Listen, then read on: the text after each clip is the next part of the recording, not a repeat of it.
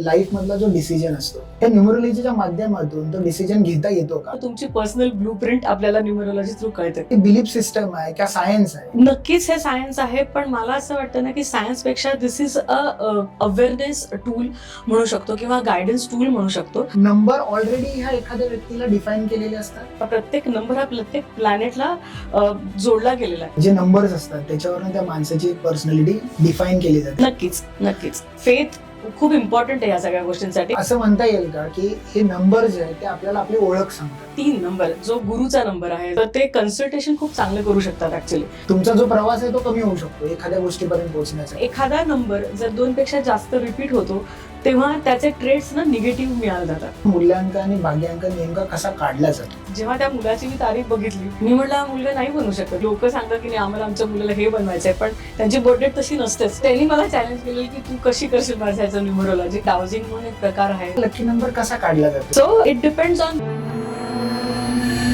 नमस्कार. प्रत्येक अंकामध्ये एक कथा असते, एक रहस्य असतं आणि प्रत्येकाच्या आयुष्यामध्ये बरेचसे गोष्टी उलगडणाऱ्या काही गोष्टी असतात. ह्या अंकांचं म्हणजे ह्या न्यूमरोलॉजीचं आपल्या आयुष्यामध्ये कसं विशेष महत्व आहे हे आज एक्सप्लेन करण्यासाठी आपल्या स्टुडिओमध्ये अनुजा वावळ मॅडम आलेले आहेत. त्यांनी बाय डिफरंट वे ह्याच्या अनुषंगाने खूप साऱ्या लोकांना या न्यूमरोलॉजीचं महत्व पटवून दिले आणि त्या बाबतीत त्यांना मार्गदर्शन सुद्धा केलेलं आहे. नमस्कार अनुजा मॅडम, तुमचं आमच्या ह्या पॉडकास्टमध्ये स्वागत आहे. मॅडम, तुम्ही आता ह्या न्यूमरोलॉजीमध्ये एवढे वर्ष झालं तुम्ही लोकांना ज्या बऱ्याच पद्धतीने मार्गदर्शन करता, बरोबर आहे? मग न्यूमरोलॉजी म्हणजे नेमकं काय? सर्वसामान्य व्यक्तींना अजून जरी म्हणालं तर न्यूमरोलॉजी एवढ्या लेवलपर्यंत अजून प्रसिद्ध नाहीये. मग हे न्यूमरोलॉजी नेमकं काय असतं आणि लोकांनी का त्याचा अभ्यास करणं गरजेचं असतं ह्याच्याबद्दल काय सांगू शकाल? नक्कीच सांगू शकते. थँक्यू सो मच विचारल्याबद्दल. सो न्यूमरोलॉजी हा एक्झॅक्ट काय आहे? सो नंबर्स आहेत 1 to 9. सो प्रत्येकाच्या आयुष्यात हा नंबर कुठे ना कुठेतरी येतो. अगदी जन्माच्या बर्थ डेट पासून ते अगदी आपल्या कंटिन्युअस लाईफमध्ये हा नंबर येत असतो. मग त्याचा पॅटर्न काय आहे किंवा ते त्याचं कसं आपण विचार करू शकतो बर्थ डेट मध्ये. म्हणजे फॉर एक्झाम्पल समजा जर आपण एखादी बर्थ डेट घेतली तर त्या बर्थ डेटमध्ये 1 to 9 नंबर सगळेच असतील का? तर नाही. काही नंबर्स मिसिंग असतील किंवा काही नंबर्स रिपीट असतील. तर तो पॅटर्न आपल्याला कळतो न्यूमरोलॉजी थ्रू. म्हणजे काय, आपल्याला स्ट्रेंथ आणि विकनेसेस कळतात प्रत्येकाचे. सो प्रत्येक माणूस हा वेगळा आहे, डिफरंट आहे. सेम जरी बर्थ डेट असली तरी तो वेगवेगळा असतो. त्याच्यामुळे त्याचे नंबर पॅटर्न्स कसे आहेत त्याच्यावर आपण त्यांचं न्यूमरोलॉजी थ्रू अनालिसिस करू शकतो. सो एका शब्दात जर सांगायचं झालं तर तुमची पर्सनल ब्लूप्रिंट आपल्याला न्यूमरोलॉजी थ्रू कळते. ओके. मग हा न्यूमरोलॉजी जर बघायला गेलं तर एखादा लाईफ मधला जो डिसिजन असतो त्या न्यूमरोलॉजीच्या माध्यमातून तो डिसिजन घेता येतो का? किंवा ही बिलीफ सिस्टम आहे का सायन्स आहे ह्याच्याबद्दल काय? नक्कीच हे सायन्स आहे, पण मला असं वाटतं ना की सायन्स पेक्षा दिस इज अवेअरनेस टूल म्हणू शकतो किंवा गायडन्स टूल म्हणू शकतो. कारण फक्तच न्यूमरोलॉजी हे इम्पॉर्टंट नाहीये लाईफमध्ये. कारण मी जेव्हा हा विचार केला, म्हणजे माझ्याकडे बरेच क्लायंट्स येतात तेव्हा म्हणतात की नाही अरे आमचा नंबर 8 नंबर आहे, आम्हाला खूप प्रॉब्लेम्स होतात. तर मी नेहमी त्यांना सांगते की कुठलाच नंबर वाईट नाहीये, पण त्या नंबर्सचे जे पॅटर्न्स आहेत किंवा नंबर जेवढा जास्त किंवा कमी ह्याच्यावर खूप ठरलं जातं कसं तुम्हाला त्याचे अनालिसिस करायला मिळतं. तर मेन म्हणजे जर लाईफमध्ये जर तुम्ही म्हणाल की सायन्स आहे का, तर हे नक्की सायन्स आहे. बिकॉज प्रत्येक प्लॅनेट किंवा प्रत्येक नंबर हा प्रत्येक प्लॅनेटला जोडला गेलेला आहे आणि त्याचं एक मॅथमॅटिक्स आहे. म्हणजे ऑफकोर्स नंबर्स म्हणजे एक व्हायब्रेशन्स आहे. मी नेहमी म्हणते की देर इज ओनली एनर्जी, बाकी काही नाही. एक पॉझिटिव्ह आणि एक निगेटिव्ह. सो ते पॉझिटिव्ह आणि निगेटिव्ह एनर्जी फक्त आपण मॅच करतो. जिथे पॉझिटिव्ह एनर्जी जास्त येते तिथे आपल्याला त्याचे रिझल्ट चांगले मिळतात. कारण आपल्याला त्या स्ट्रेंथ कळतात. तुमच्या नंबरमध्ये काय स्ट्रेंथ आहे ते आपल्याला समजू शकतं. म्हणजे एखाद्या माणसाचं कम्युनिकेशन चांगलं आहे का किंवा एखाद्या माणसाची लिडरशिप चांगली आहे का हे आपल्याला त्यांच्या नंबर्सच्या बर्थ डेटच्या नंबर्सवरनं आपल्याला कळू शकतं. सो नेहमी मी सांगते की काही प्रॉब्लेम्स आल्यानंतर येण्यापेक्षा जर तुम्ही आधी आलात तर तुम्हाला समजू शकतं की तुमचे स्ट्रेंथ काय आहेत, तुमचे विकनेसेस आहेत काय आहेत आणि त्याच्यावर तुम्ही डिसिजन घेऊ शकता. म्हणून मला असं वाटतं न्यूमरोलॉजी डिसिजन मेकिंग टूल आपण म्हणू शकतो नक्कीच ह्याला. ओके. मग आता जसं तुम्ही सांगितलं की एखाद्या व्यक्तीचे डेट ऑफ बर्थ वरून नंबर काढले जातात आणि त्या नंबरच्या वरती त्याची लिडरशिप स्टाईल किंवा त्याच्याकडे काय विकनेसेस आहेत, स्ट्रॉंग पॉइंट्स काय आहेत हे समजू शकतं. करेक्ट. मग हे कसं काय, म्हणजे जसं नंबर ऑलरेडी ह्या एखाद्या व्यक्तीला डिफाईन केलेले असतात, म्हणजे एखाद्या व्यक्तीला ऑलरेडी डिफाईन केलेले असतात का नंबर? सी जन्मतारीख ही कोणाची चेंज होत नाही, राईट? बरोबर. सो जन्मतारीख जी येते सो त्याचा पॅटर्न आहे. म्हणजे फॉर एक्झाम्पल एखाद्याची तारीख 15 तारीख आहे, सो त्याचा मुलांक जो झालाय तो 6 नंबर आहे. 1 आणि 5 ऍड करून तो 6 नंबर झाला. सो 6 नंबर हा व्हीनसला असोसिएट केलेला गेलेला आहे. व्हीनस म्हणजे शुक्र. बरोबर. सो 6 नंबरचे लोक कसे असतील, ह्याचे ट्रेट्स एक कॉमन असतात, पण तो माणूस अगदीच तसाच्या तसा असेल का तर नाही. काही ट्रेट्स तर नक्कीच जुळतील, पण त्या 15 तारखेबरोबर त्याचा महिना कुठला आहे, त्याचं साल कुठलं आहे, ह्याच्यावरनं त्याचा भाग्यांक निघतो. बिकॉज आपण पूर्ण टोटल ऍड करत जातो, म्हणजे बर्थडेटची. सो तो जो नंबर येतो त्याच्यावरनं सुद्धा त्याचे ट्रेड्स केले जातात, आणि मग त्या बर्थडेट मधले जे बाकीचे नंबर्स आहेत त्याच्यावरनं मग ते अनालिसिस केलं जातं. So it is not only की मुलांक 5 म्हणजे 6 नंबर आहे तर त्याचा व्हीनस नंबर आहे, शुक्र आहे, म्हणजे तो एकदम आर्टिस्टच्याच ह्याच्यामध्ये असेल. मी असे पण लोक बघितलेत की जे 6 नंबरचे ते डॉक्टर्स पण आहेत. सो असं नाहीये की व्हीनस किंवा शुक्र असलेले लोक म्हणजे फक्त आर्टिस्टच असतात. इट डिपेंड्स ऑन त्यांच्या पूर्ण बर्थडेच्या टोटलवर किंवा त्यांच्या बर्थडेच्या मधल्या नंबर्सवर असं असतं.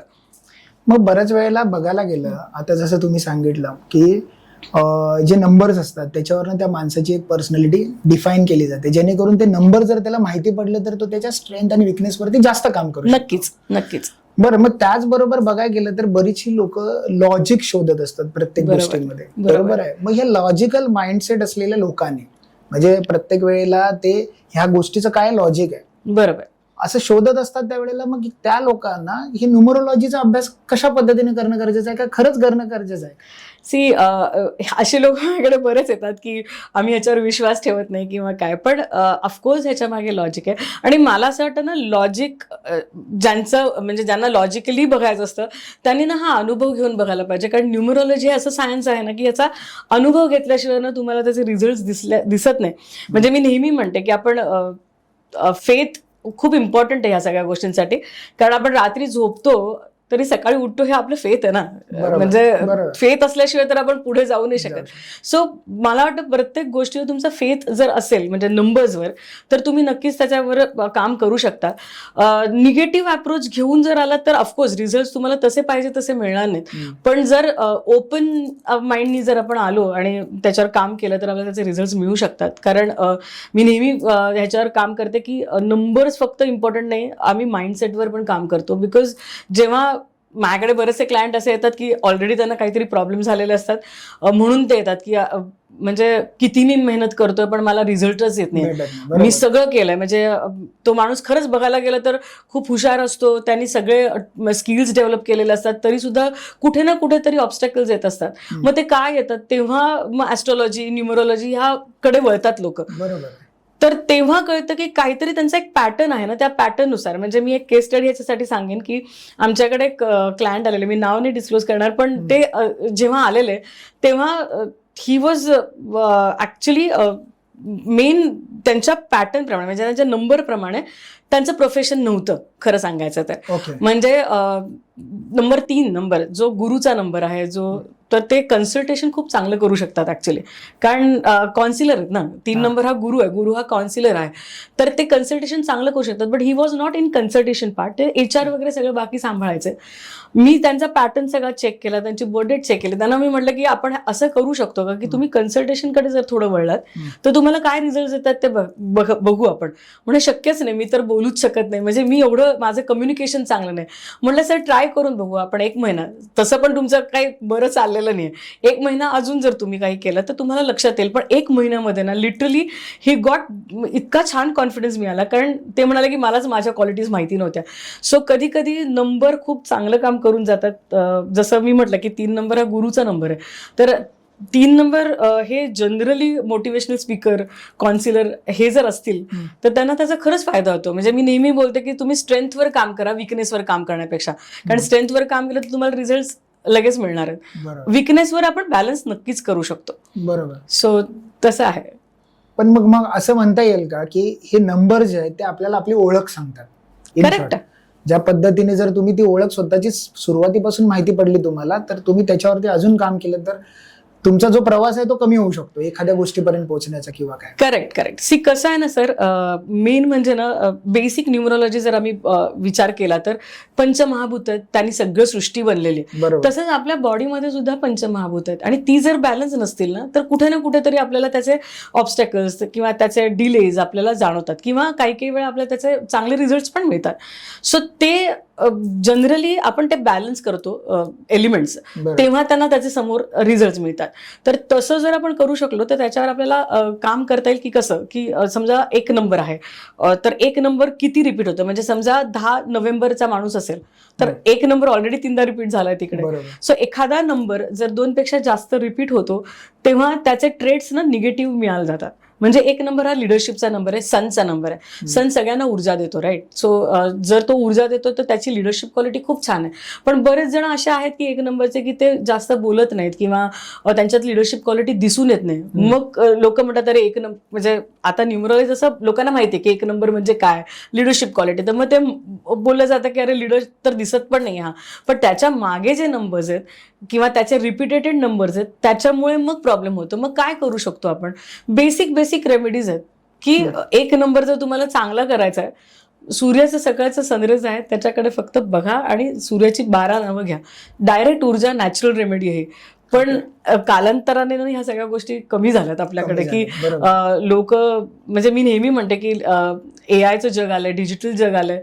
इम्पॉर्टंट आहे जगाप्रमाणे जायला, म्हणजे त्याप्रमाणे आपण जायलाच पाहिजे, पण इमोशन्स आणि मेंटल बॅलन्स किंवा स्पिरिच्युअलिटी इथे पण थोडं लक्ष देणं गरजेचं आहे असं मला वाटतं. मॅडम मगाशी तुम्ही सांगताना एक सांगितलं की मूल्यांक आणि भाग्यांक. बरोबर. तुम्ही सांगू शकाल का हा मूल्यांक आणि भाग्यांक नेमका कसा काढला जातो?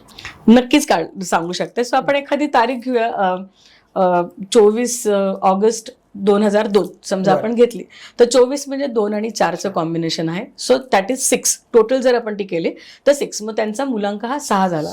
So 24 August 2002. सो आपण 2 + 4 + 8 + 2 + 2 ही सगळी टोटल केली तर 6 + 8 14 आणि 4 18. सो 9 त्याची टोटल झाले. दॅट इज युअर भाग्यांक.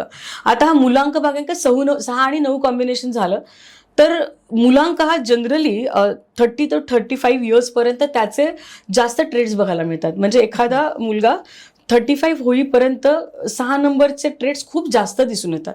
आता 6 नंबरचे ट्रेड्स म्हणजे एक्झाम्पल झालं सांगायचं तर लक्झरियस नंबर आहे, व्हीनसचा नंबर आहे, त्याच्यामुळे त्याला लक्झरी खूप आवडते. ब्रँडेडच गोष्टी वापरणार, काही म्हणजे आयफोनच वापरणार फोनमध्ये, नॉर्मल फोन वापरणार नाही. म्हणजे आपण म्हणतो ना खाईन तर तुपाशी नाही तर राहीन उपाशी, ही अशी लोक असतात. पण जेव्हा त्यांचं पूर्ण भाग्यांक 9वर आहे तेव्हा 9 ही फायर एलिमेंट आहे.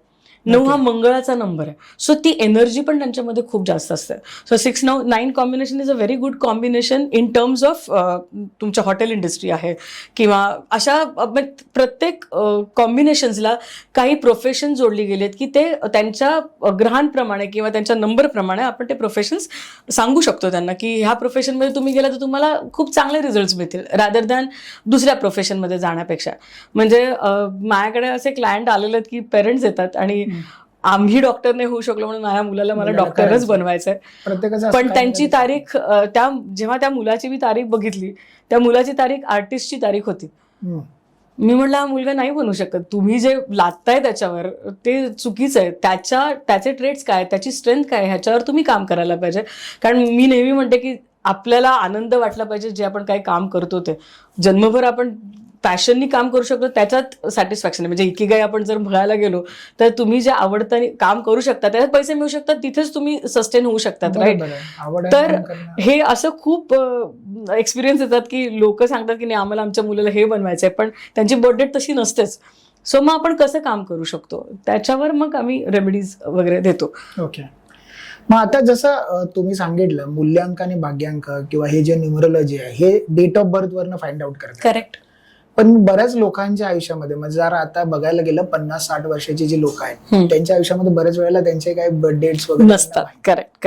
मग अशा वेळेला त्यांचा न्यूमरोलॉजीमध्ये कसा संबंध जोडता येईल? अगदी छान प्रश्न आहे ऍक्च्युली. माझ्याकडे असंच गृहस्थ आलेले 65 वर्षाचे आणि त्यावेळेस ना 1 जून तारीख लिहून टाकायचे बर्थ सर्टिफिकेटवर शाळेसाठी. बरोबर. म्हणजे ऑलमोस्ट त्या Generally एज मध्ये तसेच असतं. सगळ्यांचे मे ना आणि जूनमधलेच मे असतं. जून 1 जून तारीख आमचा 1 जूनला बर्थडे असतो. सो त्यांनी मला चॅलेंज केलेलं की तू कशी करशील माझ्या ह्याचं न्यूमरोलॉजी. तर मी त्यांना आम्ही अशा वेळेस ना त्यांच्याशी खूप बोलतो. न्यूमरोलॉजी हा ना एक पॅटर्न आहे. म्हणजे तुम्ही पण बघितलं ना तर तुमच्या लाईफमध्ये सेम पॅटर्न्स होत असतात. सो त्याच्यानं तुम्हाला कळतं की तुमचं कुठल्या ग्रहांचा प्रभाव आहे तुमच्यावर. सो तेव्हा आम्हाला कळतं की नाही हा ग्रहांचा प्रभाव जास्त आहे किंवा हा खूप काही लोक खूप इमोशनल असतात. म्हणजे छोट्या छोट्या गोष्टींनी हर्ट होणार असतात. तेव्हा त्यांचा तो चंद्र वीक आहे का स्ट्रॉंग आहे हे आम्हाला बोलल्यानंतर कळतं. सो अशा पद्धती पण आहेत. डाउजिंग म्हणून एक प्रकार आहे जे लोलकशास्त्र आम्ही म्हणतो त्याला. सो त्या ह्यानी सुद्धा आम्ही बर्थ डेट त्यांच्या डिफाईन करू शकतो. पण त्यांच्याशी बोलल्यानंतर आम्हाला कळतं की नाही ह्या ग्रहांचा जास्त प्रभाव आहे, ह्यांना काय रेमेडीज द्यायला पाहिजे. किंवा जसं मी म्हटलं की 9 नंबर एखाद्याचा असेल तर ते फायर एलिमेंटचा नंबर आहे कारण मंगळ आहे. सो त्या लोकांना हेल्थ इश्यूज खूप असतात. 9 नंबर ज्यांचा खूप जास्त रिपीट होतो अशा लोकांना हेल्थ इश्यूज असतात बिकॉज फायर एलिमेंट कुठे ना कुठेतरी बाहेर पडलं पाहिजे. तर तो जर एखादा माणूस 9 नंबरचा जर जिम वगैरे नसेल करत किंवा वॉक नसेल करत तर त्याची फायर एलिमेंट कुठे ना कुठेतरी बाहेर पडायला काळजी पाहिजे. घेणं गरजेचं आहे त्याच्या सो health related. सो जेव्हा आम्हाला कळतं की हेल्थ वाईज प्रॉब्लेम येतो आम्ही त्यांच्या 9 नंबरवर काम करतो पहिले. सो असं प्रत्येक नंबरचे काही ट्रेड्स आहेत त्याच्यावर मग काम केलं जातं. मग आता ह्या नंबर्स मध्ये सगळ्यांचा एक स्वतःचा आवडता एक नंबर असतो किंवा एक लकी नंबर असं म्हटलं जातं. बरोबर. आता प्रत्येक जण आपल्याला वाटतं तसा माझा एक लकी नंबर ठरवतो. पण Correct. नेमका हा लकी नंबर कसा काढला जातो? काय त्याचे काही ट्रिक्स आहेत का काय? हो. सो इट डिपेंड्स ऑन तुमची बर्थ डेटचे नंबर्स. जसं आपण दुसरा नंबर घेऊ. आता 2 नंबर समजा आपण बघितलं. 2 नंबर म्हणजे 11 नंबर येऊ शकतो त्याची बर्थ डेट किंवा 11 नंबर 20 नंबर नाही तर 29 नंबर. ह्या बर्थ डेटचे नंबर्स 2 नंबर मध्ये मुलांक 2 मध्ये येऊ शकतात.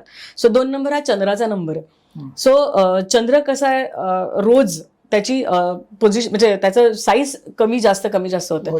सो हे बेसिक आहे सायन्स प्रमाणे. जर तुम्ही बघितलं तर ही माणसं 2 नंबरची माणसं ना खूप मुडी असतात. त्यांचे मूड स्विंग्स खूप होतात. ओके. आणि इमोशनल खूप असतात हे लोक. म्हणजे बऱ्याचशा गोष्टी त्यांना पटकन म्हणजे कधी कधी आपण असं बोलतो तेव्हा रागाने बोललं तर एक वेळ त्यांना काही वाईट वाटणार नाही. पण एखादी छोटी गोष्ट की आपल्याला वाटेल की ह्या माणसाला काही एवढा फरक पडणार नाही ती गोष्ट त्यांना लागून जाते. कारण चंद्र हा वॉटर एलिमेंट आहे. सो मनाचा कारक आहे त्याच्यामुळे मनाने जोडलेलं असतं त्याच्यामुळे त्यांना पटकन त्रास होऊ शकतो. सो अशा लोकांचे लकी नंबर काय तर रवी त्यांचा खूप म्हणजे चंद्राला रवी सूर्य खूप जास्त चांगला आहे त्याच्यामुळे 1 नंबर त्यांचा लकी नंबर आहे. हे असे ठरलेले आहेत की 3 नंबरचा कुठला लकी नंबर असू शकतो. म्हणजे त्यांच्या त्या ग्रहाला कसे साथ मिळू शकते याच्याप्रमाणे ते ठरलं जातं. पण अगेन आता 2 नंबर मुलांक आहे पण त्याचा भाग्यांक समजा 9 असेल. सो 2 आणि 9 कॉम्बिनेशन झालं. सो देर आर असे न्यूमरोलॉजीमध्ये 81 कॉम्बिनेशन्स आहेत. म्हणजे 1 1 1 2 असे 19 पर्यंत मग 2 1 2 2 असे 2 9 पर्यंत. सो असे 81 कॉम्बिनेशन्स आहेत. सो काही कॉम्बिनेशन्स खूप म्हणजे लोक खरं घाबरवतात. घाबरवण्यासारखं काही नाहीये. पण 2 आणि 9 म्हणजे आपण जर सायन्स म्हणजे लॉजिकली हा विचार केला. मी नेहमी म्हणते की लॉजिकल माणसांनी खरं हा अभ्यास करण्यासारखा विषय आहे की 2 चंद्र आहे 9 मंगळ आहे. ओके. चंद्र आणि मंगळ are not good friends to each other कारण मंगळ फायर एलिमेंट आहे हा वॉटर एलिमेंट आहे. म्हणजे साधं सांगायचं झालं तर गरम तव्यावर आपण पाणी टाकलं वाफ होऊन जाणार भुस पूर्ण. सो त्यांनी कितीही काही प्रयत्न केले ना तर त्यांना यश पटकन मिळत नाही कारण 2 आणि 9 कॉम्बिनेशन असतं म्हणून. पण ह्याच्यावर रेमेडीज भरपूर आहेत. 100% रिझल्ट चांगले मिळतात. असं नाहीये की ते कॉम्बिनेशन खराब आहे म्हणून त्यांचं पूर्ण लाईफच खराब असतं असं काही नाहीये. त्याच्यावर पण आपल्याला बऱ्याच रेमेडीज करून आपण त्याच्यावर काम करू शकतो. तुमच्यामध्ये ज्यावेळी नंबर्स जरी आपल्याप्रमाणे नसतील जसं आता 2 आणि 9चं कॉम्बिनेशन आपल्याप्रमाणे नसेल तर त्याच्या रेमेडीज वापरून आपण त्याला बॅलन्स करू शकतो. अगदीच करू शकतो बॅलन्स. एक्झॅक्ट तुम्ही चांगला वर्ड बोलला बॅलन्स. न्यूमरोलॉजी ना बॅलन्सचं काम आहे. बॅलन्स कुठल्याही गोष्टीत घ्या सर बॅलन्स नसेल ना तर म्हणजे अतिशयोक्ती कुठल्याही याच्यात केली ना तर ती खराबच होते. म्हणजे माझ्याकडे एक क्लायंट होते की फोन करून मला विचारायचं की मी आता मिटिंगला जाऊ का. म्हटलं इतकं पण तुम्ही न्यूमरोलॉजी फॉलो नका करू की तुम्हाला त्याचा त्रास पुढे होऊ शकतो. सो बॅलन्स फार इम्पॉर्टंट आहे प्रत्येक गोष्टीत. आणि ह्याच्याही पलीकडे तुमचा माइंडसेट खूप इम्पॉर्टंट आहे. जर तुम्ही पॉझिटिव्ह होऊन काही गोष्टी केल्या तर तुम्हाला त्याचे रिझल्ट नक्कीच चांगले मिळतात. म्हणजे फक्त न्यूमरोलॉजी फॉलो करायची म्हणून करू नका. त्याच्याबद्दल अप्रोच तुमचा चांगला पॉझिटिव्ह. करेक्ट. आणि जर पॉझिटिव्ह अप्रोच आणि न्यूमरोलॉजीचा अभ्यास हे जर तुम्ही प्रॉपर पद्धतीने केलं तर नक्कीच लवकर यश मिळू शकतं. अगदी. मॅडम हे सगळं बघत असताना आता जसं तुम्ही सांगताय त्याच्यानंतरला समजतं की प्रत्येक वेळेला आपलं करिअर सिलेक्ट करत असताना किंवा कुठलेही डिसिजन घेत असताना न्यूमरोलॉजीचा फायदा होतो. मग आता एक बिझनेसमन म्हणून बघायला गेलं, एखादा बिझनेस चालू करायचा असेल तर त्यामध्येही न्यूमरोलॉजीचा खरंच तेवढा प्रभाव पडतो का फक्त वैयक्तिक आयुष्यामध्ये पडतो? नाही, बिझनेससाठी पण खूप चांगला त्याचा उपयोग होऊ शकतो. जसं आता आपण बिझनेस एखादा करतो तर आपण आपल्या बिझनेसला काहीतरी नाव आहे, राईट? किंवा आपण आपलं स्वतःचं नाव घेऊयात. म्हणजे जसं प्रत्येक नंबरला फ्रिक्वेन्सी किंवा व्हायब्रेशन्स आहेत तसं प्रत्येक लेटरला सुद्धा एखादी फ्रिक्वेन्सी आहे. तर जसं मी म्हटलं की मी माझ्या नावामध्ये डबल जेट ऍड करते बिकॉज मला ते अनुजाचं जे नाव आहे ते मला एका सर्टन नंबरवर आणायचं होतं according to my birth date. तेव्हा मला त्याचे रिझल्ट चांगले मिळतील. So this is a supportive system. See, hard work कोणाला चुकलं नाही किंवा ऍक्शन्स तर आपल्याला घ्यायलाच हव्यात.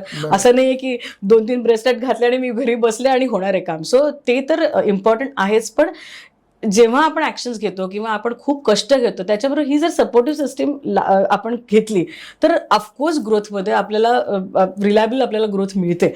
सो बेसिक जर तुम्ही बघायला गेलं तर रेमेडीज आणि रेमेडीज खूप साध्या साध्या रेमेडीज आहेत. असं नाहीये की तुम्हाला खूप खर्चिक रेमेडीज आहेत. तुम्ही घरातल्या घरात बसून सुद्धा काही रेमेडीज करू शकतात. म्हणजे जर परत आपण आधीच्या काळात गेलो तर आपण रामरक्षा म्हणायचो किंवा अथर्वशीर्ष म्हणायचो. मी नेहमी रिलेट करते की 7 नंबर किंवा 4 नंबर हा राहू किंवा केतूचा नंबर आहे. ओके. सो राहू हा असा ग्रह आहे ना की बॅलन्स करणं गरजेचं आहे. राहू हा ग्रोथचा नंबर आहे, पण तो जर नसेल ना बॅलन्स तर तुम्हाला खूप अप अँड डाऊन गोष्टी दिसतात तुमच्या बिझनेसमध्ये किंवा कशात आहे. सो राहूला कशाचं भय आहे तर विष्णूचं भय आहे. गणपती बाप्पा भयपेक्षा ते खूप छान छान सिंक्रोनाइज होतात. सो जर तुम्ही गणपतीचा अथर्वशीर्ष किंवा गणपतीचा एक साधा मंत्र जरी रोज म्हटला तरी तुमचा 4 नंबर खूप चांगला बॅलन्स होऊ शकतो. म्हणजे बरेच जण 4 नंबर किंवा 13 नंबरच्या बर्थडेचे असतील हे रिलेट करतील की त्यांच्या आयुष्यात घटना सगळ्या अचानक घडतात. अचानक. हा, म्हणजे आज असं वाटतं की हे काम होईल तेव्हा होणार नाही आणि जे काम नाही होणार ते काम होईल. हे असे राहू त्यांना प्रत्यय देत असतो. मग अशा वेळेस जर तुम्हाला ते बॅलन्स करायचं असेल तर गणपती उपासना ही सगळ्यात बेस्ट उपासना आहे. सो अशा रेमेडीज नाहीत की तुम्हाला क्रिस्टल्सच खूप घालायचे आहेत किंवा तुम्हाला काही विकत घेऊन काही यंत्र लावायचे. तुम्ही साध्या साध्या छोट्या छोट्या मंत्र ह्यानी सुद्धा उच्चाराने किंवा नामस्मरणाने सुद्धा ह्या नंबर्सचा चांगला इफेक्ट घेऊ शकता. बिझनेस डिसिजन घेताना जसं आता बिझनेस ओपन करताना जसं बघितलं तसं बिझनेस डिसिजन घेताना पण आपण न्यूमरोलॉजी वापरू शकतो. अगदीच अगदीच. सो बघायला गेलं तुमच्या माहितीप्रमाणे आता जे मी बघतोय किंवा तुम्ही सांगताय त्या पद्धतीने की न्यूमरोलॉजीचा एक सपोर्ट घ्या, त्याच्यावर डिपेंड राहू नका. बाकी करेक्ट मेहनत म्हणा किंवा बाकीच्या ज्या काही गोष्टी आहेत तुम्हाला स्ट्रॅटेजी बांधणं अप्रोच करणं या सगळ्या कुणाला त्या चुकलेल्याच नाही. करेक्ट. फक्त त्याला सपोर्टिव्ह ऍड म्हणून तुम्ही करू शकता. मग अशा वेळेला ज्या वेळेला आपण एखादं स्ट्रॅटेजी बांधतो, एखादं डिसिजन घेतो किंवा काय, तर प्रत्येक वेळेला मग अशा वेळेला ते कसं ठरवावं? ते नंबर्सवरनं ठरवावं. म्हणजे आता मला एखादी स्ट्रॅटेजी बांधायची आहे, एखाद्या क्लायंटला ऑनबोर्डिंग करायचं आहे, मग ह्याच्यामध्ये न्यूमरोलॉजी कशी? म्हणजे आता मला म्हणजे आता फॉर एक्झाम्पल एखाद्याचा स्टाफ सिलेक्ट करायचा आपल्याला, तर समजा तुम्ही स्वतः 3 तारखेचा आहात आणि तुम्हाला स्टाफ सिलेक्ट करायचा आहे, तर तुम्ही समजा जर एखादा 6 नंबरचा जर व्यक्ती अपॉइंट केला आणि तो कुठल्या डिपार्टमेंटला करता हे फार इम्पॉर्टंट आहे. म्हणजे 6 नंबर हा आर्टिस्टिक नंबर आहे, व्हिनसचा नंबर आहे. जर तुम्ही त्याला सोशल मीडियासाठी ठेवलं तर तुमचं खूप चांगलं ग्रो करेल सोशल मीडिया, पण जर तुम्ही त्याला HR मध्ये टाकलं तर तो काही काम करणार नाही. मग तुम्हाला त्याचे रिझल्ट चांगले मिळणारच नाही. सो अशा छोट्या छोट्या गोष्टींमध्ये जर तुम्ही चेक केलं की माझ्या नंबर प्रमाणे मी कसा स्टाफ ठेवायला पाहिजे, तर असं नाही की कुठला नंबर वाईट नाहीये, तो तुमच्याप्रमाणे जर 6 नंबर घेताय किंवा 5 नंबर घेताय, 5 नंबर हा खूप चांगला कम्युनिकेशनचा फायनान्सचा नंबर आहे. सो तुम्ही त्याला त्या डिपार्टमेंटमध्ये टाकू शकता. सो अशा पद्धतीने तुम्ही तुमचे स्टाफ सिलेक्ट करून त्यात रिझल्ट घेऊ शकता तुमच्या कंपनीचे. अगेन जसं मी म्हटलं की आपलं नाव, तसं कंपनीचं नाव पण खूप इम्पॉर्टंट आहे. म्हणजे तुमच्या कंपनीच्या नावाचं जे व्हायब्रेशन्स आहे ते तुमच्या बर्थडेटला, म्हणजे if you are only a single owner तर तुमच्या बजेटला ते मॅच होणं गरजेचं आहे. ते नसेल ना तर आपल्याला कुठे ना कुठेतरी ऑब्स्टॅकल्स येत असतात. म्हणजे आपल्याला कळत नाही की मी एवढं मेहनत करतोय, मी सगळं व्यवस्थित करतोय, तरी सुद्धा का होत नाही. म्हणजे काही लोक तर मला म्हणतात की मी पैसा खूप कमवतो पण at the end of month माझ्याकडे काहीच नसतो पैसा. सो मग ते का नाहीये, तर त्याच्यावर आपण काम करू शकतो की ते कसं करू शकतो. म्हणजे we work on switch words healing codes, again numbers. So काही नंबर्स ऑफ सेट्स आहेत की ते नंबर्स मी सरळ हातावर लिहायला सांगते. आता हे बरंच आहे, स्विचवर्ड हिलिंग कोड जर तुम्ही गुगल केलं तर तुम्हाला कळेल की ती एक एनर्जी आहे. सो त्या नंबर्सच्या सेट्सनी ना आपण बऱ्याच गोष्टी करू शकतो. आता हे काय होतं ना नक्की, हे तुमचा माइंडसेट चेंज करतं. सी ह्युमन नेचर आहे, आपण 24 तास कंटिन्युअस पॉझिटिव्ह नाही राहू शकत. बरोबर. सो ह्या सगळ्या गोष्टींनी ना पॉझिटिव्ह राहायला मदत होते. आणि मी नेहमी म्हणते की पॉझिटिव्ह जेव्हा आपण राहतो ना तेव्हा गोष्टी सहज घडतात. निगेटिव्ह थिंकिंगमध्ये आपण नाही चांगले डिसिजन्स घेऊ शकत किंवा चांगल्या स्ट्रॅटेजीज नाही करू शकत. सो जेव्हा तुम्हाला बिझनेस ग्रो करायचा तर तुमचा पॉझिटिव्ह माइंडसेट फार इम्पॉर्टंट आहे. ऑफकोर्स कन्सिस्टन्सी पाहिजे, डिसिप्लिन पाहिजे. मग ह्या एखाद्या माणसाकडे डिसिप्लिन नाहीये तर आपण हा न्यूमरोलॉजीचा सपोर्ट घेऊन करू शकतो. कारण डिसिप्लिन का नाहीये हे आपल्याला कळतं की हे नंबर्स त्याचे मिसिंग आहेत म्हणून तो डिसिप्लिन नाही. म्हणजे त्याच्या त्याविषयी अप्रोच असला पाहिजे, अप्रोच करून तुम्हाला त्या पद्धतीने करायला. मॅडम, बऱ्याच वेळेला असं होतं की आता मी बरेचसे बिझनेसेस हँडल करतोय, बरोबर आहे. हे बिझनेसेस हँडल करत असताना त्यांच्या बिझनेसमध्ये बरेच वर्ष लोक कामं करतात, 15-15, 20-20 वर्ष, पण अजून पाहिजे तसा सक्सेस भेटत नाही, बरोबर आहे. त्याच्या व्यतिरिक्त जाऊन असं पण होतं की काही बिझनेसेस जस्ट हार्डली 2 वर्षात आले, 3 वर्षात आलेत आणि चांगला सक्सेस त्यांनी मिळवलेला आहे. मग कदाचित असं होऊ शकतं का की ते त्याच्यासाठी बनलेलेच नाहीत आणि ते त्याच्यामध्ये बिझनेस करतात, असं काही होऊ शकतं? ऑफकोर्स ही पॉसिबिलिटी नाकारता येणार नाही. 100% नाही, पण त्या नक्कीच होऊ शकतं. बरेच वेळा मी ऑब्झर्व करते काही काही लोक आहेत ना, काम करतात पण त्यांचं त्याच्यामध्ये इंटरेस्ट नसतो. म्हणजे तो बिझनेस सेटअप केला, आई वडिलांचा बिझनेस चालत आलाय, त्याच्यामध्ये ते काम करतात, पण त्यांचं काहीतरी लायकिंग किंवा त्यांचे जे नंबर्स प्रमाणे त्यांचं जे लायकिंग आहे ते नसतंच आणि मग तिकडे त्यांना रिझल्ट मिळत नाही. त्याच्यामुळे नंबर वाईज जर आपण बघायला गेलं की त्यांची स्ट्रेंथ काय. पण आता असं पण होऊ शकतं की बाबा एवढ्या वर्षांचा बिझनेस मग आम्ही काय बंद करायचा का? तो मेन सगळ्यात मोठा प्रश्न. एक्झॅक्टली. सो तो बंद न करता आपण त्या विकनेसच्या नंबर्स किंवा जे नंबर्स आपल्याकडे नाही त्याचे व्हायब्रेशन चांगले त्याचे व्हायब्रेशन वाढवू शकतो. सो मला असं वाटतं नथिंग इज इम्पॉसिबल. म्हणजे तुमच्याकडे नाहीये तर ते नंबर्स तुम्ही चांगले अपलिफ्ट करू शकता, जे खूप जास्त आहेत ते तुम्ही बॅलन्स करू शकता. सो खूप सिम्पल न्यूमरोलॉजीमध्ये ना खूप सिम्पल रेमेडीजनी आपण बॅलन्स करू शकतो. म्हणजे आपल्याला ह्या नंबरची कमी वाटते तर त्या नंबरनी आपल्याला कसं आपण अपग्रेड करू शकतो ह्यावर काम केलं जातं. ओके. म्हणजे बऱ्याच वेळेला आपलं प्रोफेशन नेमकं चुकीचं आहे का, आपण प्रॉपर केलंय का नाही ह्याच्यासाठी पण न्यूमरोलॉजी. अगदीच. प्रत्येक बिझनेसमॅनच्या लाईफमध्ये एक रिस्क फॅक्टर असतो, कारण बिझनेस करायचा म्हटलं तर रिस्क आलीच. मग ह्या रिस्क कडे म्हणजे एखादा डिसिजन घेताना, एखादा प्रोजेक्ट घेताना, एखादी गोष्ट करताना त्यावेळेला सुद्धा न्यूमरोलॉजीच्या माध्यमातूनच करायला पाहिजे का? सी म्हणजे नंबरवरून आपल्याला हे कळतं की हे रिस्क टेकर आहेत की नाही. म्हणजे काही काही नंबर्स असे आहेत ना की ते नॅचरली रिस्क टेकर्स आहेत. कुछ भी हो जाए मैं रिस्क लेके मला करायचंच आहे. काही काही लोक ना त्यांचे नंबर्स असे असतात ना की ते रिस्क घेऊच शकत नाहीत. मग अशा वेळेस काय होतं की आपल्याला मग तेव्हा नंबर्सचा फार उपयोग होतो. आता रिस्क तर घ्यायची, आपल्याला बिझनेस तर वाढवायचा आहे, मग ते नंबर्स आपण कसे अजून अपलिफ्ट करू शकतो किंवा त्यांच्याबरोबर असोसिएट ते नंबर आपण जोडू शकतो. मग ते त्यांच्या वाईफ किंवा त्यांच्या पार्टनरच्या माध्यमातून किंवा त्यांच्या बिझनेसच्या नावाच्या माध्यमातून किंवा त्या जागेच्या माध्यमातून आपण ते नंबर्स अपलिफ्ट करू शकतो. ओके. आज जर बघायला गेलं तर जो युथ आहे, जो आजचा तरुण वर्ग आहे, ते बऱ्याचशा प्रेशरमध्ये असतात, बरोबर आहे. कारण त्यांना बऱ्याचशा गोष्टी आहेत, नको असलेल्या गोष्टींचा ताण त्यांना वाढवून घेतात. मार्केटमध्ये खूप अशी एवढी इन्फॉर्मेशन आहे की जे पॉझिटिव्ह असते, निगेटिव्ह असते, लोकांना समजतच नाही. आणि मग ह्या सगळ्यांमध्ये बॅलन्स करायचा असतो किंवा बऱ्याच वेळेला त्या मुलांना ते जमत नाही. अशा मुलांना तुम्ही काय सल्ला द्याल ह्या सगळ्या माध्यमात? खरं सांगू ना, युथ ना खूप घाई आहे या युथला. म्हणजे त्यांना लगेच सक्सेस हवंय, शॉर्टकट्स हवेत.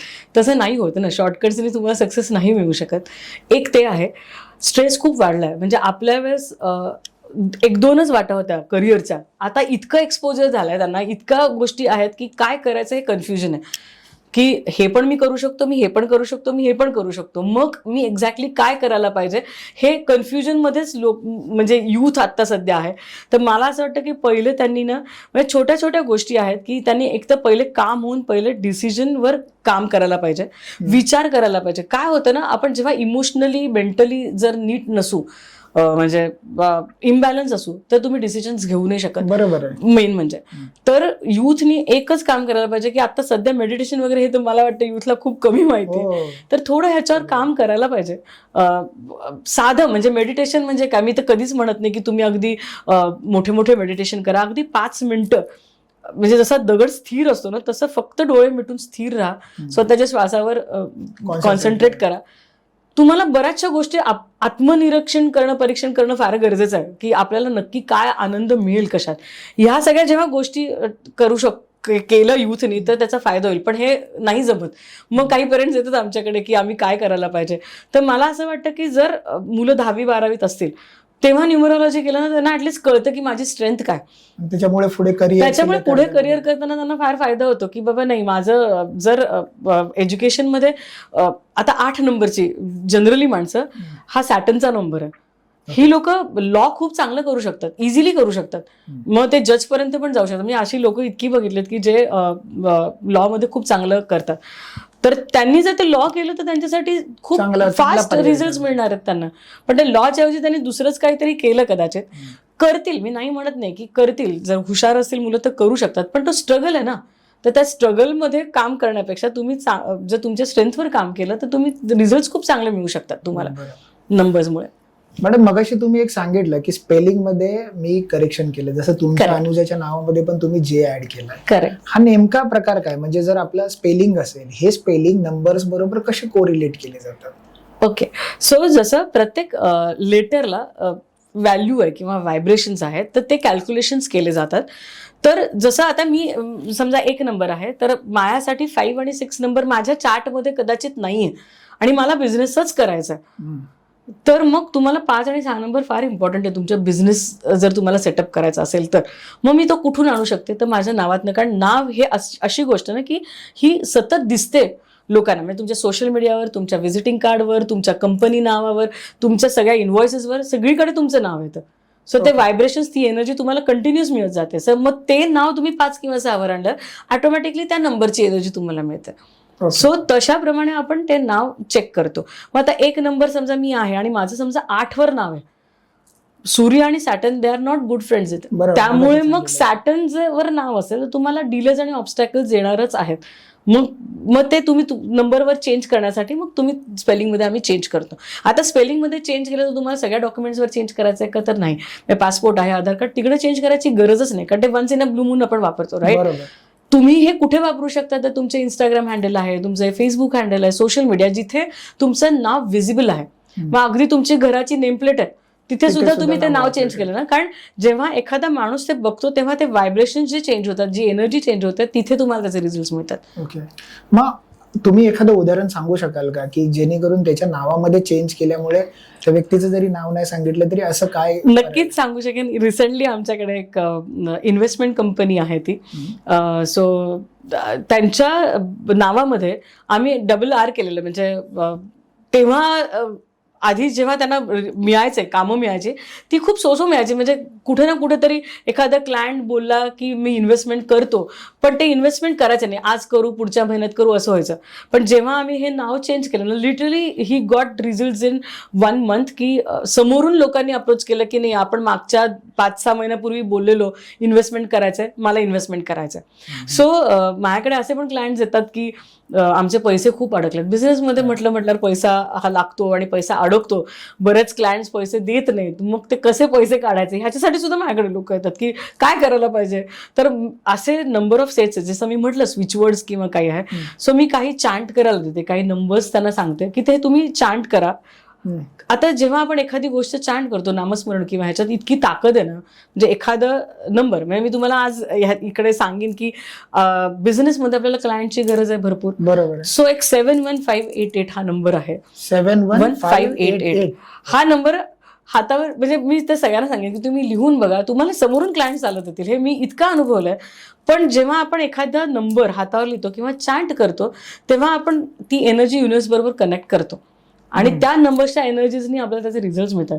तसंच एक 520 नंबर आहे, हा पैशाचा नंबर आहे, म्हणजे कॅश फ्लोचा नंबर आहे. 520. हो. So 520 if you are chanting that, कुठून ना कुठून तरी त्या दिवसातनं तुम्हाला पैसे येतील. हे मी इतकं अनुभवलं. म्हणजे आता माझ्या ह्या 16-17 वर्षाच्या ह्या सगळ्या एक्सपिरियन्स मधनं मला एवढा अनुभव आला की ते खरंच खूप वर्क करतात असे नंबर. नक्कीच या नंबरचा मला वाटतं प्रेक्षकांना फायदा होऊ शकतो. तर त्यांनी खरंच त्या म्हणजे जसं तुम्ही सांगितलं की फक्त नंबर्स नाही पाहिजे तर त्याच्याविषयी तुमचा पॉझिटिव्ह अप्रोच झाला पाहिजे. एक्झॅक्टली, पॉझिटिव्ह फेथ पाहिजे तुम्हाला. तुम्ही असं म्हणालात की हे होणारच नाही नाही, कारण लिहून ठेवलं एक्झॅक्टली, म्हणजे आपल्या लहानपणी आपले आई बाबा म्हणायचे ना, तू घरात चांगलं बोल, वास्तू तथास्तू बोलत असते.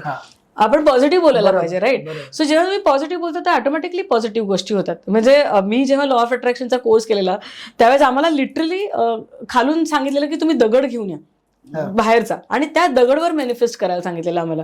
ओके. साध्या स्टोनवर, क्रिस्टल पण नव्हता, म्हणजे साधा मातीतला दगड घेऊन आलेला, आणि literally we manifest on it. ही आपल्यातच एनर्जी आपण विसरत चाललोय.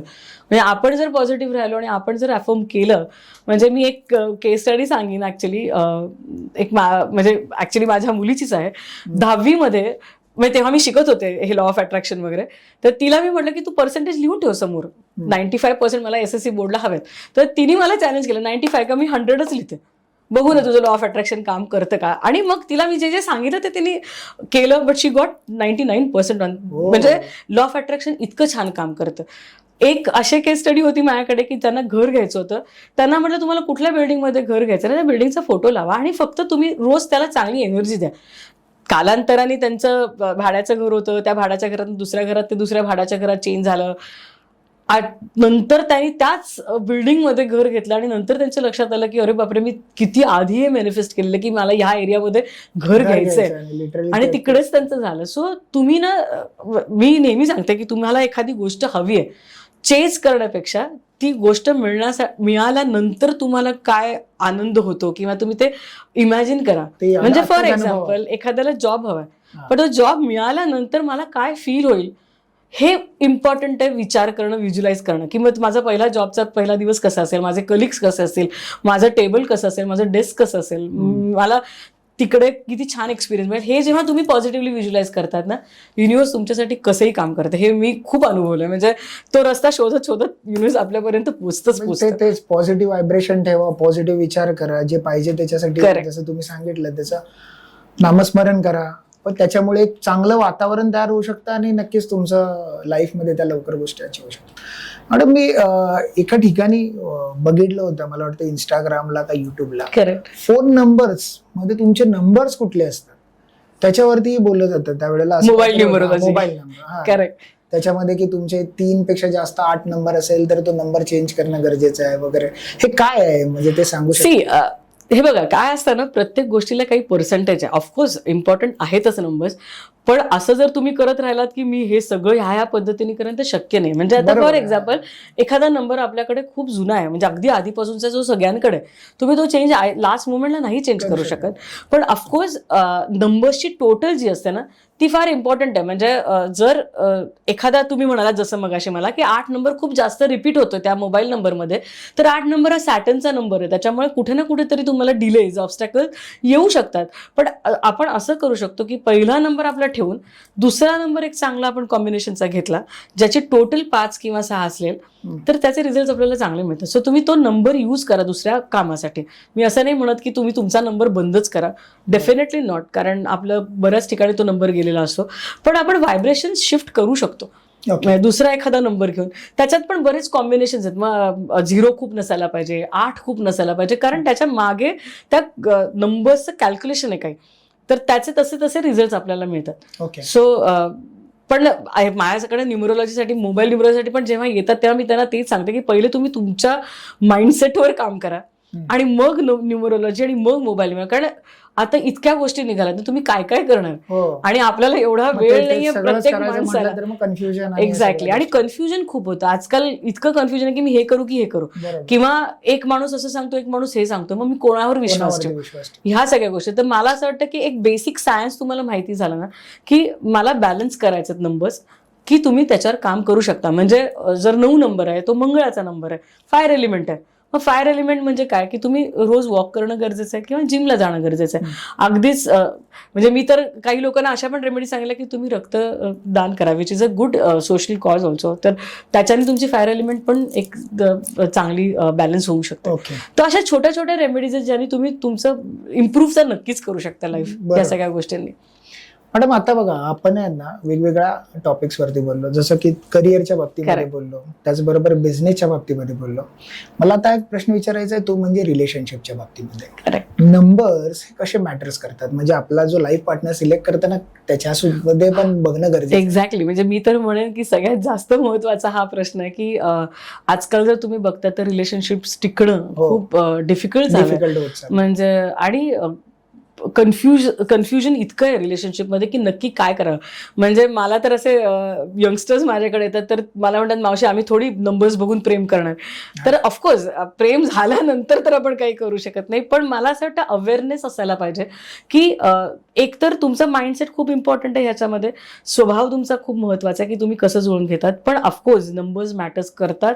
जर अपोजिट नंबर जो तुमचा म्हणजे स्पाऊसचा नंबर असेल आणि तो जर तुमच्या नंबरला मॅच होत नसेल तर काय ना काहीतरी खटके उडत असतात. म्हणजे मग कुठे ना कुठेतरी ते बॅलन्स करणं, त्याला पण रेमेडीज आहेत ऑब्व्हियसली. म्हणजे आता काही काही असे कपल झालेत की ज्यांच्या लग्नाला 10-12 वर्ष झालेत पण कुठे ना कुठेतरी ते प्रॉब्लेम्स स्वभाव येतात. मॅच होत नाहीत किंवा काही ना काही. एक्झॅक्टली. तर मग त्याच्यावर आपल्याकडे रेमेडीज आहेत. ऑफकोर्स आपण असं नाही सांगू शकत की तुम्ही डिवोर्स घ्या, ऑफकोर्स त्याच्यावर रेमेडीज आहेत. Remedies. पण मला असं वाटतं की आता यूथ एवढं पण मॅच्युअर आहे की त्यांना कळायला पाहिजे की कसं आपण पार्टनर शोधायला पाहिजे.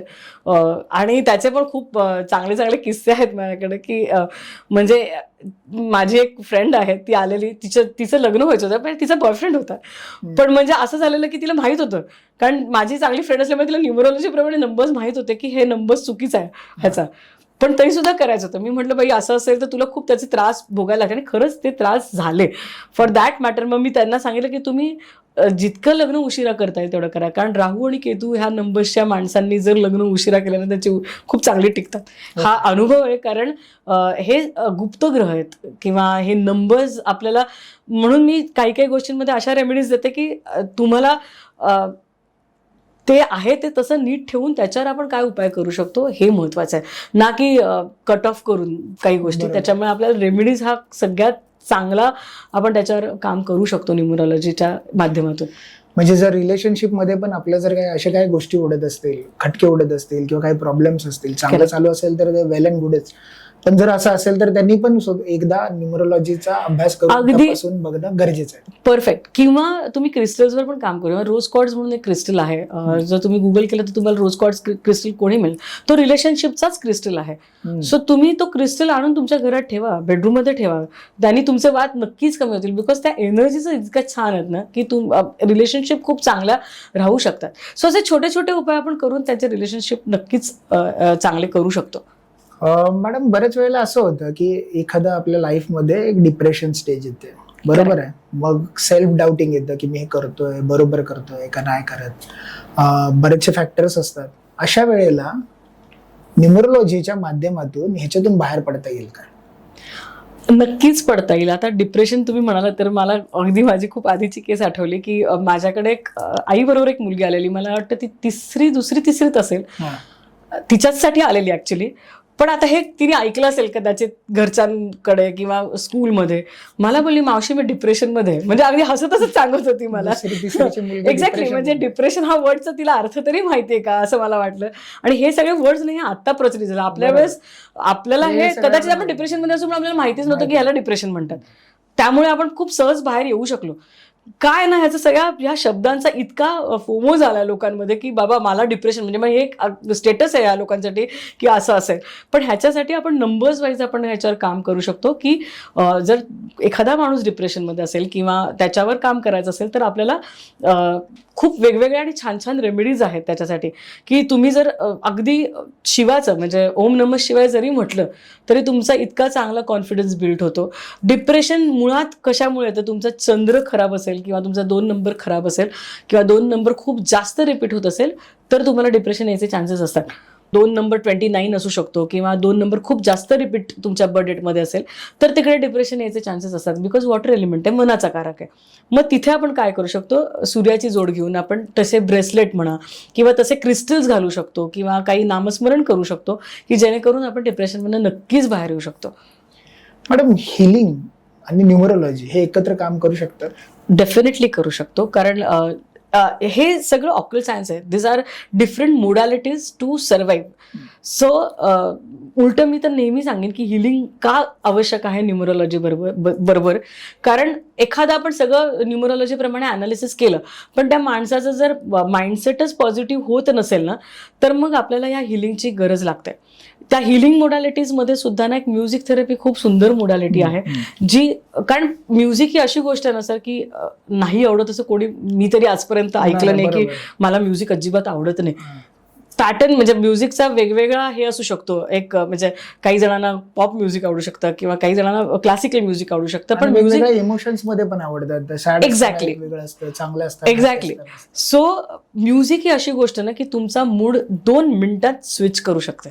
ही अशी गोष्ट आहे. सो मी नेहमी सांगते की तुम्हाला जेव्हा असं स्ट्रेस येतो किंवा कन्फ्युजन आहे, तुम्ही ना तुमच्या फोन लिस्टमध्ये तुम्हाला जी आवडतात गाणी ऐकायला ह्याची एक लिस्ट करून ठेवा. आणि जेव्हा असा मूड येतो किंवा असं खूप स्ट्रेस येतो, तेव्हा ती गाणी ऐकलत ना, तुम्हाला 10 मिनिटांनी तुम्ही त्याच्यावर विचार करा, तुम्ही चांगलं डिसिजन घेऊ शकता, तुम्ही त्या स्ट्रेसमधून बाहेर आलेला असाल. एवढं म्युझिकचा फायदा होऊ शकतो. सो म्युझिक थेरपी ही अशी थेरपी, म्हणजे मी ज्या म्युझिक थेरपीवर काम करते, we work on instrumental music, जिथे क्लासिकल रागाजवर इन्स्ट्रुमेंटल म्युझिक तयार केलं जातं आणि त्याच्यावर आपण काम करतो, जे हिलिंग देऊ शकतो आपण त्याला. हिलिंग याच्यात मग त्याच्यामध्ये आता म्युझिक थेरपीप्रमाणे जसं रेकी आहे, प्राणिक हिलिंग आहे, अशा वेगवेगळ्या मोडॅलिटीज आहेत ज्यांनी खूप फायदा होतो हिलिंगमध्ये. ओके. म्हणजे लोकांनी ह्या जरी गोष्टी एकत्र येऊन केल्या, हिलिंग आणि आपलं न्यूमरोलॉजी, ह्या दोघांचा संगम वगैरे सांगून त्यांना चांगले रिझल्ट वगैरे भेटू शकतात, करू शकतात. कारण सर आत्ताचं जग आहे ना, इमोशनली बॅलन्स नाहीये. मेंटली आपण खूप जास्त स्ट्रेस्ड, कारण ओव्हर इन्फॉर्मेशन झालेली आहे, गुंतागुंतीचं सगळं झालंय. मग त्यामुळे सिम्पल लाईफच नाही राहिलं. हो, इन्फॉर्मेशन करेक्ट आहे ती व्हेरीफाय करायला अजून 100 वेगळ्या माहिती अवेलेबल. करेक्ट. सो हे इमोशनल आणि मेंटल बॅलन्ससाठी हिलिंग मोडॅलिटीज फार उपयोगाच्या आहेत. हार्डवर्क असते प्रत्येकाच्या लाईफमध्ये, हार्डवर्क असते आणि बरेच वेळेला म्हणजे आपल्याला हार्डवर्क केल्याशिवाय पर्याय नाही. अगदी 100%. करेक्ट. मग हार्डवर्क बरोबर हा टाइम जो असतो एखाद्या गोष्टीचा टाइम, म्हणजे बऱ्याच वेळेला असं असतं ना की तुम्ही किती तुमच्या लाईफमध्ये हार्डवर्क करा, पण ज्या वेळेला तुमची एखादी चांगली गोष्ट घडणार ती त्याच टायमिंगला घडणार. हे कसं आपल्याला हे तर माहिती नाही पडू शकत. मग ह्या दोघांमध्ये, हार्डवर्क आणि टायमिंग मध्ये, न्यूमरोलॉजी कसं काय आपण त्याच्यामध्ये हेल्प? सो अगदी चांगला प्रश्न आहे. टायमिंग म्हणजे किंवा बर्थडेट प्रमाणे ना आपल्याला पर्सनल इयर्स कळतात. म्हणजे आता 2026 जर तुम्ही बघितलं तर हे टोटल 1 येतं. सो हे 2026 कॅलेंडर प्रमाणे इयर 1 चालू आहे, पण तुमचं बर्थडेट प्रमाणे तुमचं इयर काय चालू आहे ना, हे आपल्याला कळू शकतं. मग तुमच्या बर्थडेट प्रमाणे तुमचं पर्सनल इयर समजा 2 चालू असेल, तर तुम्ही ह्या आत्ताचं इयर जे चालू आहे त्याच्याप्रमाणे कम्पेअर करून चेक करू शकता की तुमचं हे वर्ष कसं जाणार आहे. सो मग 2 नंबरवर वर्ष असेल तर तुमचं डिजिटली तुम्ही खूप ग्रो व्हाल किंवा तुमचं लग्न होऊ शकतं. म्हणजे आता हे डिपेंड करतं तुमच्या प्रत्येकाच्या बर्थडेटनुसार, पण असे आणि ते खरंच ते रिझल्ट तसे आपल्याला मिळत जातात. सो आपल्याला टायमिंग तर नक्कीच कळू शकतात. असं म्हणाल की तुम्ही अगदी एक्झॅक्ट टायमिंग, एक्झॅक्ट डे, हे तर कोणालाच पॉसिबल नाही. म्हणजे मी नेहमी म्हणते न्यूमरोलॉजी हे प्रेडिक्शन्स नाही, हे गायडन्स टूल आहे. हे तुम्हाला तुमचे इयर काय आहे, कुठलं चांगलं इयर आहे, मग त्या इयरमध्ये 12 महिन्यामध्ये कुठला पिरियड जास्तीत जास्त चांगला आहे हे आपल्याला कळू शकतं. पण असं नाही की जास्त आपण फोकस करून एक्झॅक्टली काम करू शकतो असं. एक्झॅक्टली. किंवा तुमचं घर होणार आहे किंवा तुमचे इंटिरियर्स, ह्या गोष्टी समजू शकतात आपल्याला. म्हणजे तुमच्या बर्थडेच्या पॅटर्नवरनं हे नक्कीच समजू शकतं आपल्याला. बघा मॅडम, आता हे सगळं, आता आपला जो काही पॉडकास्ट ऐकतात लोक, बरोबर आहे, आता ह्यामध्ये एक गोष्ट अशी होते की आतापर्यंत कोणी बिझनेस केलेत किंवा कुठल्या ना कुठल्या तरी क्षेत्रामध्ये त्यांना अपयश आले, मग ते एज्युकेशन असेल, करिअर असेल, आणि आता ह्या लोकांना पुन्हा नव्याने जर सुरुवात करायची झाली तर त्यांच्या काय स्टेप्स असल्या पाहिजेत? जसं तुम्ही ह्या न्यूमरोलॉजीचा आधार घेऊन ते आपलं परत कशा पद्धतीने उभा राहू शकतील, म्हणजे त्यांनी बेसिकली ह्या गोष्टी पहिला चेक कराव्या, त्याच्यानंतर त्यांनी ह्या गोष्टी जर चेक केल्या तर कदाचित जो आतापर्यंत त्यांचा फेलियर आलाय तो Correct. सक्सेस मध्ये कन्वर्ट होण्यासाठी त्यांना मदत होऊ शकते. डेफिनेटली न्यूमरोलॉजी याच्यात मदत करू शकते की तुमचा पॅटर्न, आता तुम्हाला जसं तुम्ही म्हणालात की कंटिन्युअस त्यांना सक्सेस मिळत नाही किंवा त्यांना ऑब्स्टॅकल्स येत आहेत, तर त्यांना त्यांचा पॅटर्न कळलाय की बाबा मी हे करतोय पण मला यश मिळत नाही. सो आपला कुठे ना कुठेतरी पॅटर्न चुकतो, बरोबर आहे. राईट. सो जेव्हा आपल्याला कळतं की ह्या नंबर्सवरनं की तो पॅटर्नच चुकीचा त्यांनी पकडला, म्हणजे त्यांच्या विकनेसेसवर काम करतात की त्या विकनेसचे नंबर्सच बॅलन्स करत नाहीत, तिकडे प्रॉब्लेम येतो. तर न्यूमरोलॉजीवरनं आपण ह्या सगळ्या गोष्टी चेक करूच शकतो की बाबा तुमचा आत्ता तुम्हाला बिझनेस, आता जसं तुम्ही म्हणालात की काही काही लोक, म्हणजे मी ह्याच्यासाठी नंबर 7 घेईन की 7 नंबरची जनरली लोक हे they are into jobs, खूप बघितल्यात मी. असं नाही की ते नाही करू शकत बिझनेस, पण मग त्यांचे नंबर्स बाकीचे काय त्याच्यावर डिपेंड करतं. पण जनरली 7 नंबरच्या केतू हा नंबर असा आहे ना, हा मनाचा कारक आहे. तर ह्या लोकांना एक 9 to 5 जॉब करून मी माझं आयुष्य जगीन, अशा टाईपची लोक असतात. बिझनेसमध्ये तुम्ही 24 तास कंटिन्युअस बिझनेस माइंड मध्येच असतात. त्यावेळेला सो तसा माइंडसेट पण तुमचा पाहिजे. तर तुमचा तो नंबर तसा माइंडसेटचा आहे का हे माहिती असणं फार गरजेचं आहे. नाहीतर तुमचा नंबर तसा नाहीये आणि तुम्ही तरी पण त्याच्यावर काम करताय, तर मग it will be very difficult की टू मॅनेज एव्हरीथिंग. मग असे पण लोक बघितले मी 7 नंबरचे की त्यांचा बिझनेस आहे पण त्यांचा सीईओ किंवा त्याचा चालवतो बिझनेस वेगळंच कोणीतरी, he is into office, he is not doing anything. पण अशी माणसं त्यांनी ठेवलीत की माझा बिझनेस खूप छान चालतो. सो असं याचं त्याला पर्याय आहेत, आपण ते पर्याय नक्कीच शोधू शकतो न्यूमरोलॉजी थ्रू. खूप छान. आतापर्यंत जे काही तुम्ही माहिती दिली त्या माहितीच्या आधारावरती बघायला गेलं तर खूप सारे बेनिफिट ठरू शकतात आणि लोकांनी खरंच या न्यूमरोलॉजीला त्या पद्धतीने जर अभ्यास केला तर खरंच फायदा ठरू शकतो. या सगळ्यांमध्ये एखाद्या व्यक्तीला वेल्थ बिल्ड करायची असेल, बरोबर आहे, वेल्थ बिल्ड करत असताना किंवा बिझनेसमध्ये सक्सेस मिळत असताना प्रत्येकाला एक हॅबिट्स लागलेले असतात. बरोबर. त्या हॅबिट्स चेंज करणं तर गरजेचं आहे, पण त्या हॅबिट्स बरोबर इतर ज्या काही गोष्टी आहेत आपल्याला, जसं तुम्ही ज्या ह्या रेमेडीज सांगताय, क्रिस्टल सांगताय किंवा काय, ह्या दोघांचा संगम कसा करायला लागेल. जसं की त्याला हॅबिट्स तर चेंज कराव्याच लागतील, पण त्याचबरोबर त्यांनी ह्या रेमेडीज जर पाळल्या करेक्ट तर त्याला काय बेनिफिट होऊ शकतात. किंवा असं एखादं तुमचा क्लायंट आहे का की त्याच्यामध्ये आपण तुम्ही त्या रेमेडीज त्यांना दिल्या आणि त्याच्यानंतरला खरंच त्याच्यामध्ये काहीतरी असे बदल झाले. नक्की सांगेन. आता हॅबिट्स तर खरंच इम्पॉर्टंट आहेत आणि एखाद्याची हॅबिट असते, म्हणजे आता एक क्लायंट होते माझे की ज्यांचे अगेन त्यांचा मुलगा इंजिनिअरिंगला होता आणि जनरली यूथचं आहे की रात्रीच बसून अभ्यास करायचा, रात्रभर जागरण करायचं, सकाळी उशिरा उठायचं, हे नॉर्मल यूथमध्ये दिसून येतं. त्यांचा हाच प्रश्न होता की हा मुलगा सकाळी उठतच नाही, आम्ही किती वेळा सांगतो पण हा उठतच नाही. जेव्हा आम्ही नंबर चेक केले त्या मुलाचे, ही वॉज 4 नंबर किंवा 13 नंबर, मला आता आठवत नाही एक्झॅक्ट डेट, पण 4 नंबर होता नक्की. 4 नंबर हा राहूचा नंबर आहे, त्याचा काळच संध्याकाळ उशिरानंतर चालू होतो. सो तेव्हाच ऍक्टिव्ह असणार आहे. तुम्ही त्याला सकाळी बोललं तर तो ऍक्टिव्ह नसणारच आहे, तो फ्रुटफुल काम करूच शकणार नाही किंवा प्रॉडक्टिव्हिटी देऊच शकणार नाही.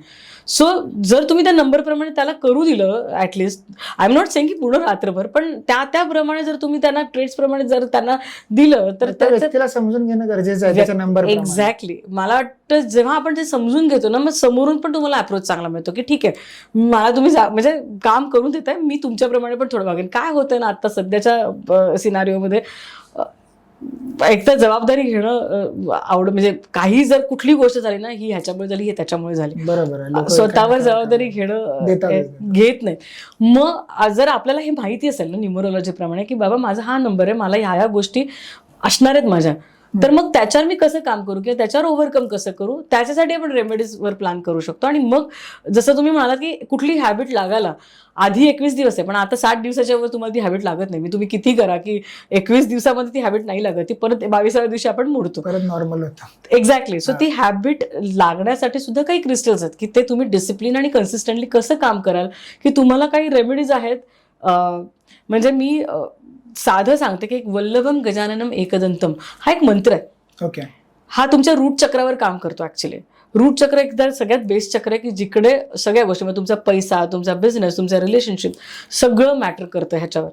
जर तुम्ही हा मंत्र चॅन केला, तुम्हाला स्वतःला रिझल्ट दिसायला लागतात.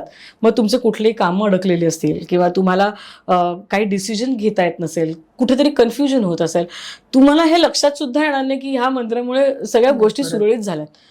इतकं म्हणजे त्याचं इम्पॉर्टन्स आहे, पण हे लोकांपर्यंत पोहोचत नाही कदाचित कधी कधी. मला असं वाटतं की ह्या सगळ्या गोष्टी लोकांपर्यंत पोहोचल्या पाहिजेत, की बेसिक आपल्याला माहिती असेल ना तर माणूस खूप सर्वाईव्ह चांगला करू शकतो. मॅडम आत्ताचं जेवढं तुमच्याशी डिस्कशन केलं ना, त्या डिस्कशनावरनं मला असं एक वाटतं की आपल्या फॅमिली मेंबर्समध्ये किंवा मित्रांमध्ये जर एखादा व्यक्ती जर आपल्याशी वेगळ्या पद्धतीने वागत असेल किंवा त्याच्या सवयी असतील, तर तो त्या व्यक्तीचा प्रॉब्लेम असण्यापेक्षा आपण जर त्याच्याकडे दुसऱ्या अप्रोचने बघितलं की जर त्याचे नंबर्स असतील आणि त्या नंबर्स प्रमाणे तो जर त्या पद्धतीने रिस्पॉन्ड करत नसेल, तर आपण त्याच्यावरती एखादा फॅमिली मेंबर्स असेल, भाऊ असेल, बहीण असेल, मुलगा असेल, आई वडील असतील, आणि यांचे नंबर जर जुळत नसतील आणि न्यूमरोलॉजीच्या माध्यमातून जर त्यांना समजून घेण्याचा प्रयत्न केला, तर मला वाटतं इंटरनल कन्फ्युजन खूप सारे खूप सोपं होऊ शकतं. आता बरेच वेळा असं होतं ना की, आणि ते येतातच सांगतात की माझं आईबरोबर पटतच नाही, माझं बाबांबरोबर पटतं, माझं आईबरोबर पटत नाही. पण जेव्हा कळतं की नंबरच कॉन्ट्रास्ट, मग आपण काय करू शकतो? मग आम्हाला त्या मुलाला सांगायला लागतं की बाबा तुझं चंद्र म्हणजे आई आणि सूर्य म्हणजे तुमचे बाबा.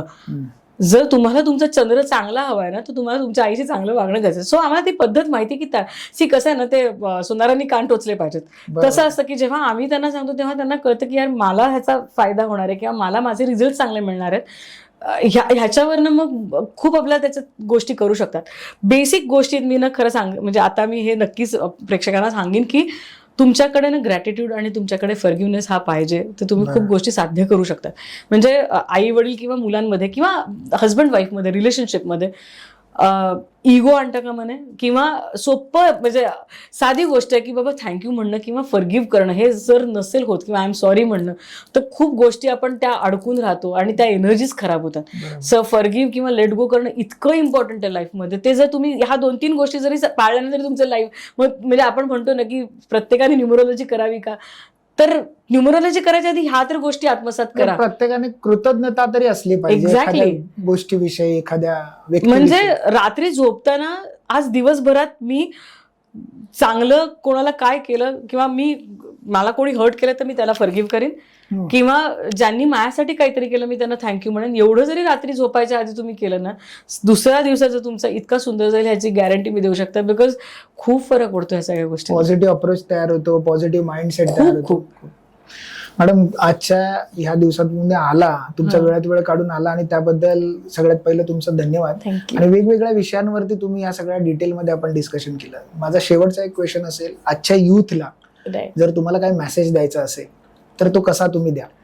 युथला एकच सांगेन मी की शॉर्टकट्स मारू नका, हार्डवर्क इज व्हेरी इम्पॉर्टंट आहे, पण या कन्फ्युजनमध्ये राहू नका एकतर. आणि डिसिप्लिन, कन्सिस्टन्सी हे फार गरजेचं आहे. कन्सिस्टन्सी जिथे नसेल ना तिथे काहीच करू शकत नाही. मग असं नाही की तुम्ही फक्त न्यूमरोलॉजीनी करू शकता. तुम्ही ह्या छोट्या छोट्या गोष्टी, ग्रॅटिट्यूड असणं, फॉरगिव्हनेस असणं, कन्सिस्टन्सी असणं, डिसिप्लिन असणं, ह्या जर गोष्टी केल्या ना खूप गोष्टी पुढे जाऊ शकतात युथसाठी.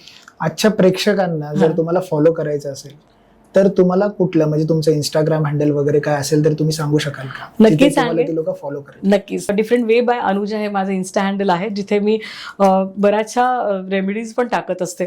सो ते हँडल आहे. आणि फेसबुकवर पण डिफरंट वे बाय अनुजा नावाने माझं पेज आहे. खरंच आज आपण न्यूमरोलॉजीचा डिटेलमध्ये एक अभ्यास केला असं मला वाटतंय. आणि प्रत्येकाने आपले न्यूमरोलॉजीमध्ये भाग्यांक काय असले पाहिजे, आपले मूलांक काय असले पाहिजे, आणि त्या पद्धतीने जर डिसिजन घेतले तर कदाचित जो प्रवास आहे तो कमी होऊ शकतो आणि लवकर सक्सेस भेटू शकतो. नक्कीच. आज तुम्ही आमच्या ह्या स्टुडिओमध्ये आला त्याबद्दल तुमचं सगळं थँक्यू सो मच. थँक्यू.